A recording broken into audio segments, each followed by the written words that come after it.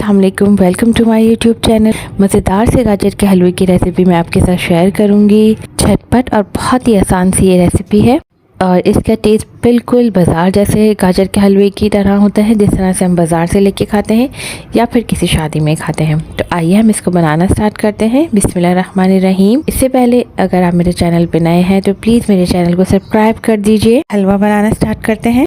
ये मैंने 1 किलो गाजर ली है, इनको कद्दूकश कर लिया है अच्छे से धो के। अब इनको एक कुकिंग पॉट में मैंने ऐड कर लिया है। अब मीडियम फ्लेम पे हम इन्हें पकाएंगे और इसमें कुछ भी ऐड नहीं करेंगे, ना दूध ना पानी, बल्कि गाजर अपने ही पानी में पकेगी और बिल्कुल जो है नरम हो जाएगी। इसको मीडियम लो फ्लेम पे आप चलाते हुए थोड़ी देर तक पकाएंगे। देखें आहिस्ता आहिस्ता ये रिड्यूस होना स्टार्ट हो जाएगी, तो हम इसको कवर कर देंगे। ये देखें मैंने इसको तकरीबन 5 मिनट तक कवर किया है। गाजरों ने पानी रिलीज करना स्टार्ट कर दिया है और ये नरम पड़ना स्टार्ट हो गई है। अब हम तकरीबन 15 से 18 मिनट के लिए कवर करके मीडियम लो फ्लेम पे पकाएंगे, ताकि जो है गाजरें अच्छे से गलना स्टार्ट हो जाए। बीच में थोड़ी थोड़ी देर से चमचा भी चलाते रहेंगे ताकि गाजरें जो है वो नीचे ना लगे। तकरीबन 15 से 18 मिनट के बाद देखिए कि पानी जो है अच्छा खासा खुश्क हो चुका है, गाजरें भी नरम हो चुकी हैं। अब हम तकरीबन 5 से 6 मिनट तक इनको हाई फ्लेम पे जो है भूनेंगे, ताकि गाजरों का जो पानी है वो बिल्कुल से ड्राई हो जाए, बिल्कुल से नरम हो जाएंगे। अच्छी खासी गाजर जो है नरम हो चुकी है। अब गाजर को 5 से 6 मिनट तक बस हमें भूनना है, ताकि पानी बिल्कुल से ड्राई हो जाए और गाजरें बिल्कुल सॉफ्ट हो जाए। इसको तेज़ आंच करके हमें मुसलसल चमचे चलाते हुए भूनना है, ताकि गाजर नीचे ना लगे। अब ये देखें ये बिल्कुल ड्राई हो गई है, गाजर बिल्कुल से गल चुकी हैं और पानी बिल्कुल भी नहीं है। ये देखें बिल्कुल गल गई है।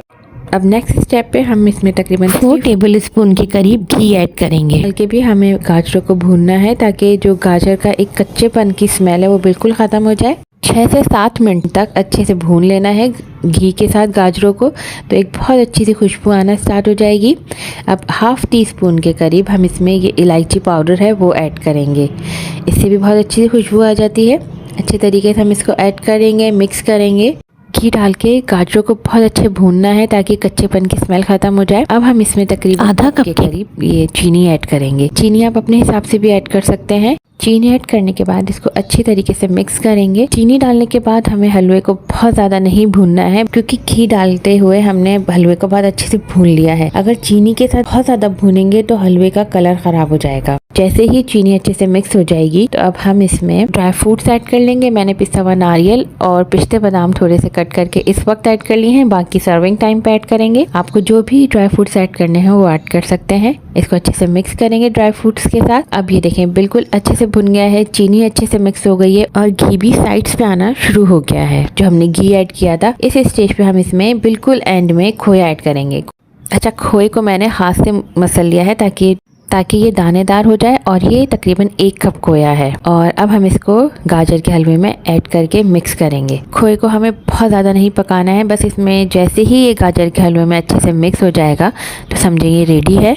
इसको बहुत ज़्यादा नहीं पकाना, नहीं तो ये बिल्कुल मेल्ट हो जाएगा। बस इसको मिक्स करना है अच्छे तरीके से। ये देखें ये बिल्कुल अच्छे से मिक्स हो गया है और इसकी शक्ल कितनी अच्छी आई है। बस इसको इतना ही मिक्स करना है कि आपको खोया जो है गाजर के हलवे में नज़र आए, इस तरह से। अब जो है अब हम इसको प्लेटर में निकालेंगे। ये बिल्कुल रेडी है। आप भी इसको बिल्कुल इसी तरह से बनाएंगे तो बहुत मज़ेदार गाजर का हलवा बनेगा। झटपट और मज़ेदार सा ये गाजर का हलवा रेडी है। अगर आपको मेरी रेसिपी पसंद आई है तो प्लीज़ लाइक एंड शेयर ज़रूर कीजिएगा और कमेंट बॉक्स में भी मुझे ज़रूर बताइएगा। अब हम ऊपर से इसके ऊपर कुछ ड्राई फ्रूट्स लगा देंगे। मैंने अखरोट और पिसा हुआ खोपरा ऐड किया है और थोड़ा सा खोया भी आप इसके ऊपर स्प्रिंकल कर देंगे। देखें कितना ज़बरदस्त सा रेडी हुआ।